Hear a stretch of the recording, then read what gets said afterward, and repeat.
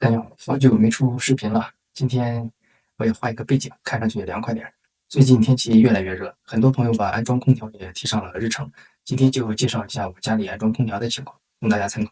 本来呢，装空调用图文也能说，但是想着录视频能够正确的传达语气，还是录一期吧。首先介绍一下，我家一共有5个房间加上客厅，需要6个空调。买房子的时候呢，原来客厅是有一个，主卧也有一个，但是都是很老的空调，虽然能用，但是看着很旧，又总是膈应。屋里整个都翻新了嘛，一个旧空调就显得比较突兀。于是去年我就买了2个1+2的空调，1+2就是1个外机2个内机，并不是所有人都适合安装，因为我家里正好是2个房间两两相邻，外机放在外边，连接内机就都在3米以内，所以正好。大家看这张图啊，2个空调是2158欧，安装费是930欧。因为我家里不涉及高空作业，也没有额外的超距离情况，电路什么的也都简单，就打一个孔，所以呢安装费是属于便宜的了。如果是公寓包层，肯定不止这个费用。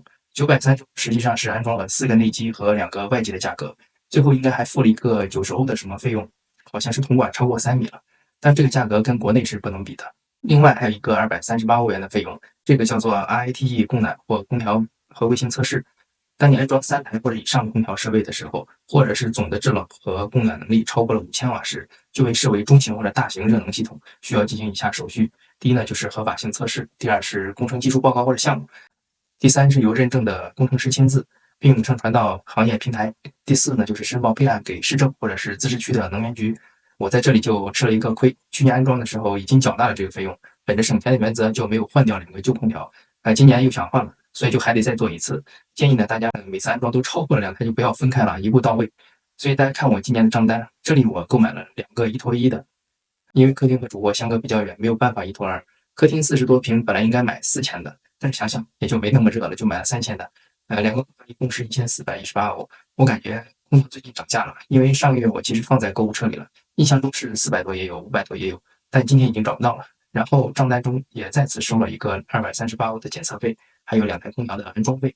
另外210欧就是因为要拆掉原来的旧空调，所以总价就来到了2416。那按照现在的汇率，这6台空调就超过5万人民币了，是不是比国内安装要贵了1倍？实际上，我这个价格在西班牙应该属于中等的。一方面呢，我选的是中端产品；另一方面，我的安装费也比较低。如果是在市区高层，安装费会贵很多。很多人问我为什么不装中央空调，其实我家里是可以装的，因为天花板上面是中空的，但是太贵了呀。目前在市面上看到的长得像中央空调的，其实是风管机，和中央空调有区别。这个还算比较便宜了。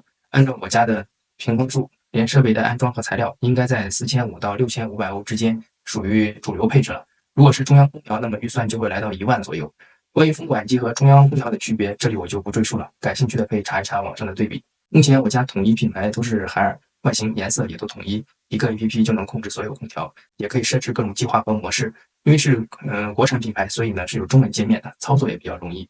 最后我提醒一下大家，一般情况下卖空调的商家都会有安装服务，在这里选择是最省心的。也有一些其他的车车安装的工人，可能稍微便宜一点，我不太建议，因为咱们初来乍到，语言不通，不知道这里边水有多深。就比如我说过上述那个检测费，安装空调的工人大概率也不会做。另外就是，如果你在商家买空调，没有在商家那里装，你要签字一个承诺书，然后安装后还要把证书发给商家。最后一种就是咱们很多人最喜欢的安装方式，国人师傅没有证，没有证的可能要便宜1半，这种是最不建议的。虽然不知道会不会有人查，但是抓到了就是巨额罚款。希望这期视频对大家购买空调有一定的帮助。那个海尔看到了，给我结算一下广告费了。今天的视频就到这里，感谢观看，下期再见。